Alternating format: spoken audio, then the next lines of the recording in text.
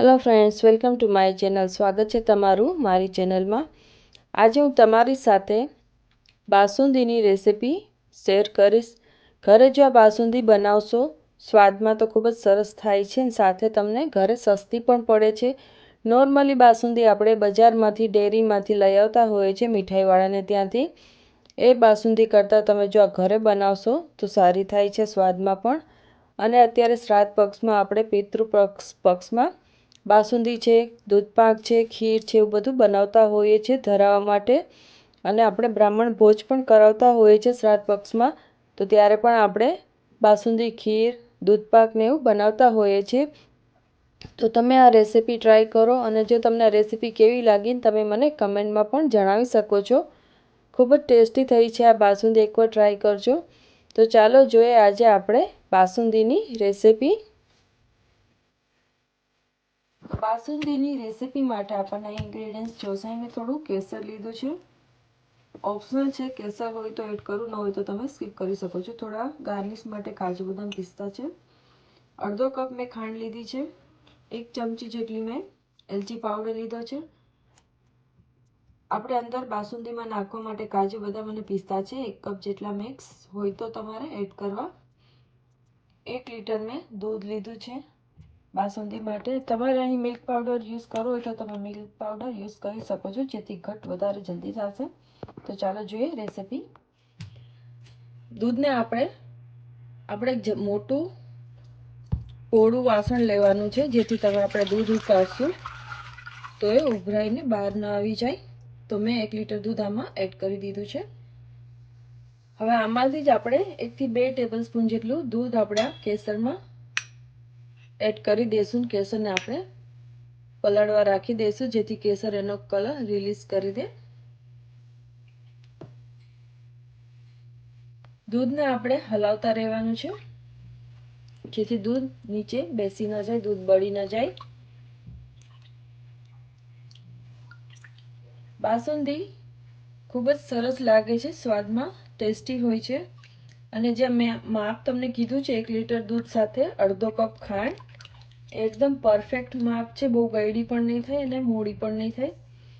બાસુંદી ખીર normally આપણે શ્રાદ્ધ પક્ષમાં, પિતૃ પક્ષમાં બનાવતા હોઈએ છીએ. જમણવાર જ્યારે કરાવતા હોઈએ છીએ બ્રાહ્મણ ભોજ ને બધું, ત્યારે આપણે બનાવતા હોઈએ છીએ. અને બાસુંદી તો પણ એમને પણ વાર તહેવારમાં પણ બનાવતા હોઈએ છીએ. અને આ બાસુંદી તમે વ્રત ઉપવાસમાં પણ લઈ શકો છો, ખાઈ શકો છો. તો આપણે આને આ દૂધ જેટલું છે એનાથી આપણે એનું અડધું થાય ત્યાં સુધી દૂધને આપણે ઉકાળવાનું છે. આપણે આને હલાવતા જ રહેવાનું છે. ગેસ તમારે મીડિયમ રાખવાનો છે, બહુ ફાસ્ટ ગેસ નથી રાખવાનો, જેથી દૂધ નીચે ચોંટી ન જાય. અને જે સાઈડમાં મલાઈ જે થાય છે એને આપણે સ્ક્રેપ કરીને દૂધમાં મિક્સ કરતા જાશું, જેથી દૂધ ઘાટું જલ્દી થાય. તો આપણું દૂધ ઓલમોસ્ટ હાફ રિડ્યુસ થવા આવ્યું છે. તો હું અડધો કપ જે ખાંડ લીધી છે એડ કરી દઈશ, કારણ કે ખાંડ પણ મેલ્ટ થશે, એનું પણ પાણી થશે. તો આપણે એને પાછું થોડી વાર માટે રિડ્યુસ કરવાનું રહેશે. અને આજે કેસરવાળું આપણે દૂધ પલાળેલું એને પણ મિક્સ કરી દઈશું.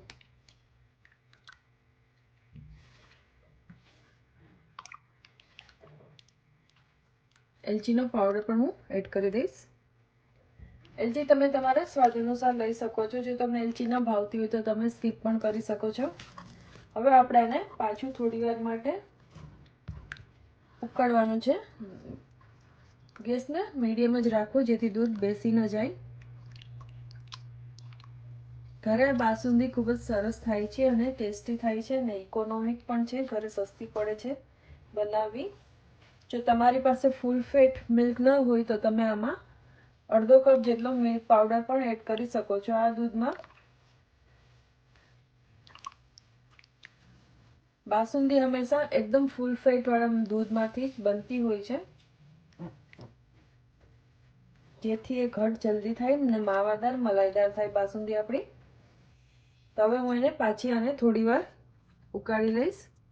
આપણું દૂધ રિડ્યુસ થઈ ગયું છે. હવે આપણે આ સ્ટેજ ઉપર આમાં ડ્રાય ફ્રૂટ્સ થોડા એડ કરી દઈશું. ડ્રાય ફ્રૂટ્સ ઓપ્શનલ છે. જો તમારી પાસે કાજુ બદામ પિસ્તા ત્રણેય હોય તો તમે ત્રણેય લઈ શકો છો, અથવા તો આમાંથી કોઈ પણ બે અથવા કોઈ એક પણ તમે જે ઘરમાં અવેલેબલ હોય એ રીતે તમે ડ્રાયફ્રૂટ્સ આમાં એડ કરી શકો છો. આ દૂધને આપણે આ રીતનું જ ઘટ કરશું, કારણ કે આ જેમ જેમ ઠંડુ થશે ફ્રીજમાં એમ આપણી બાસુંદી વધારે ઘટ થશે. તો આ સ્ટેજ ઉપર હું હવે થોડા ડ્રાયફ્રૂટ્સ આમાં એડ કરી દીધા છે. તમે તમારી ચોઈસ અનુસાર લઈ શકો છો.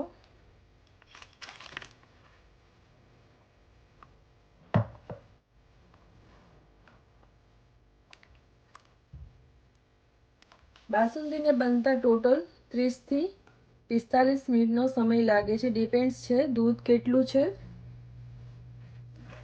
એના ઉપર છે.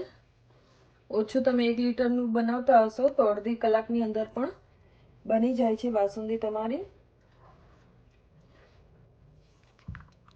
હવે આ સ્ટેજ ઉપર હું ગેસ બંધ કરી દઈશ. આ રીતની છે અને આને હજી આપણે ફ્રીજમાં રાખશું એટલે એકદમ સરસ ઘટ થઈ જશે. આને આપણે અત્યારે રૂમ ટેમ્પરેચર ઉપર ઠંડી થવા દેશું અને પછી આપણે આને ફ્રીજમાં મૂકશું. તો આપણી બાસુંદી રેડી છે ફ્રીજમાં મૂકવા માટે. આ રૂમ ટેમ્પરેચર પર ઠંડી થઈ જશે પછી હું આને ફ્રીજમાં મૂકી દઈશ.